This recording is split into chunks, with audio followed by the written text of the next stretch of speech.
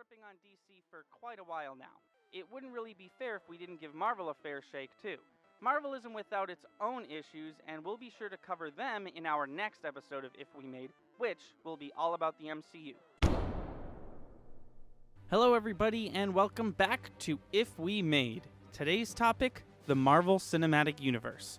We said we'd do this, and now we're doing this. This time around, we're doing things a little differently. Instead of critiquing the MCU as a whole, today we're going to touch on 3 specific scenes from the MCU. 2 from Endgame and 1 from Infinity War. Okay, so let's rip the Band-Aid off. First, we're going to talk about this scene.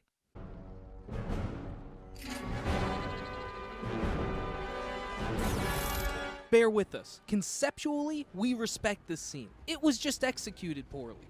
So listen, we're not saying that the women of the MCU don't deserve this scene. We're not saying that they individually don't deserve this scene, and we're not saying that they as a group don't deserve this scene. We're not even saying that this scene came at the wrong time. We think that Endgame is a perfect place to put a scene like this. This scene was well deserved.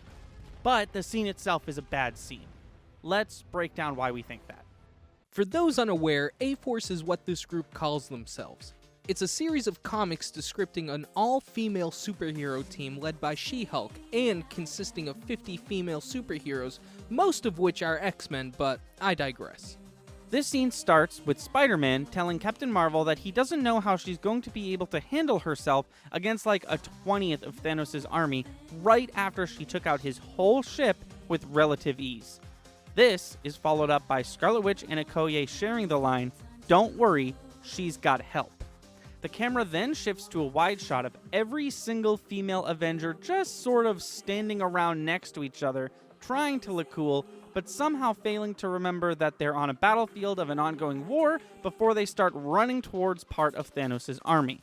Scarlet Witch does a thing, Rescue does a thing, Gamora does a thing, they all do a thing, everybody at least does one thing, with Scarlet Witch and Valkyrie arguably doing the most things. And then Captain Marvel just sort of flies through everything like of course she does, she's indestructible.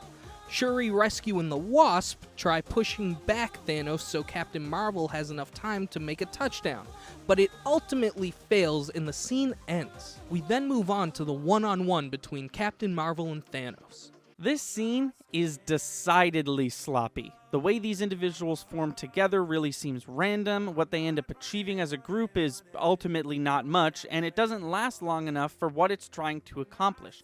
That being a meaningful but still awesome female-only superhero moment that leaves the viewers not only wanting more, but breathing a sigh of, finally. There's a ton of people fighting this war, but only so many characters that have a recognizable name. And all these named characters have pretty awesome powers and strengths. It doesn't really look great in context when about half of those characters are just sort of standing around, even if it's just for a couple of seconds. And they also happen to all be women characters. It doesn't give off a great impression, and it's also not fair to these characters, most of which should be kicking so much ass right now. Also worth mentioning, why is the Wasp in this scene?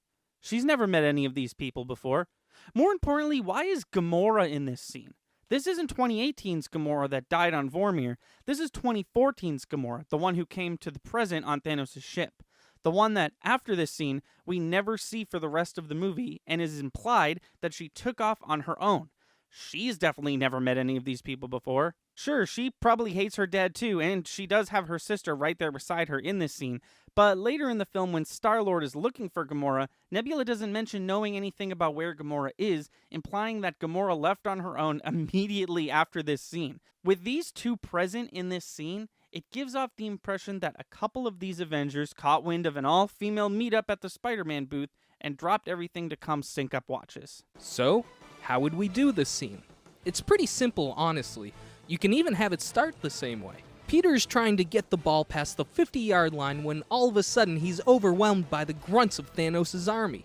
He's then saved by one of the women Avengers. Let's say Rescue. Rescue doesn't get enough screen time as it is, so this would be a cool chance for her to really shine. Also, she's married to Tony Stark, who Peter Parker clearly considers a father figure, so it would almost be like a mother protecting her young. Also, her name's Rescue? Like, it just writes itself.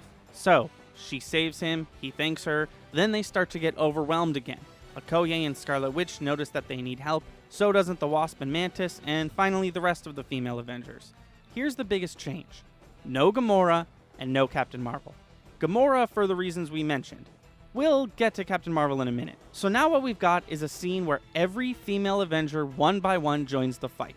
We have a driving force, that being protect a helpless Spider-Man. And with him literally at the center of the scene, you can very nicely set up a moment where every female Avenger is fighting back to back in a circle, mirroring the shot from the very first Avengers movie. A shot, by the way, that was earlier in this film. Then, when the dust momentarily settles, you can have a brief conversation between Peter and a couple of the members of the A-Force about who should carry the ball the rest of the way. Cue Captain Marvel's entrance, and the rest is history.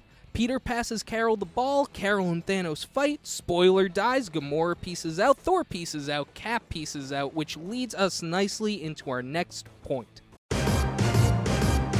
Before we continue, it should be mentioned that neither of the next two topics were initially our idea. We caught wind of them and appreciated them enough to expand upon them. So at the end of this movie, we're reintroduced to Captain America. This time, he's traveled back in time, is old now, and is portrayed by Chris Evans, and that's the thing we would change.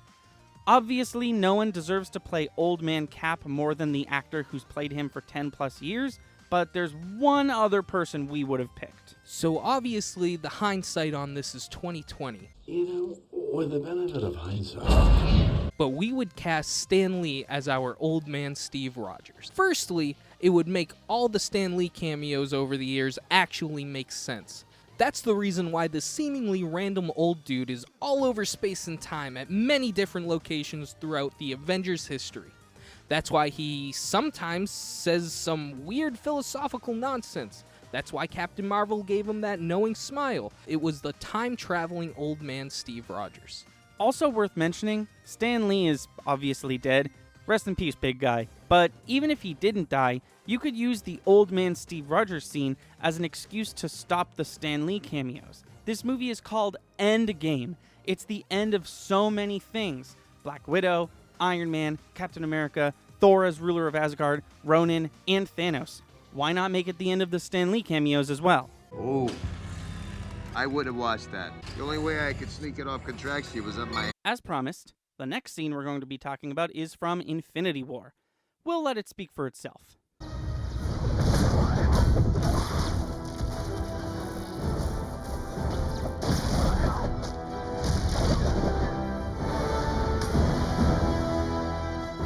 Anything seem missing? Anything seem off? Music has never been the MCU's strongest feature. There are some standout moments for sure, but usually the score and soundtrack are pretty forgettable. During this scene, when Thor arrives in Wakanda, the Avengers' main theme plays, which is definitely one of the more memorable pieces to come out of the MCU. But is it what should have played here? Sure, it's a big movie moment, but it's a big movie moment for Thor. Now, Thor has his own theme song. It's this song.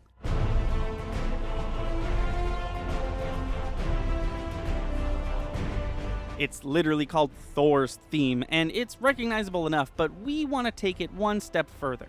There's a song that we think further represents Thor, and it's called Immigrant Song by Led Zeppelin. This song is used twice as his theme song in Thor Ragnarok, and for good reason. Now, we're not going to go over specific lyrics, but this song is literally about Thor and Norse mythology as a whole. And similar to Norse mythology itself, a lot of the lines can be interpreted in many different ways. I, the Prometheus of editing, have re-edited this scene with the music we've selected.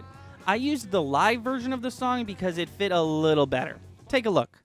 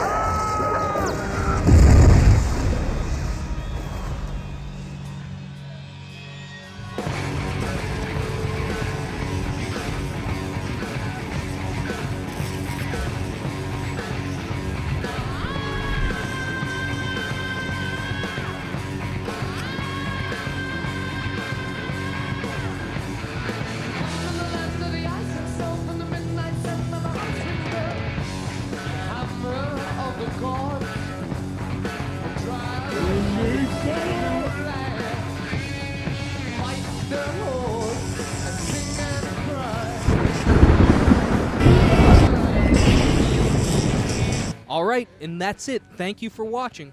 I'm Thunder. And I'm Lightning. And if you enjoyed this, check out our other If We Mades on this channel. And if you like those, check out other content on the channel. We got a ton of stuff. Video essays, skits, let's plays. Anyways, hope you enjoyed. Till next time.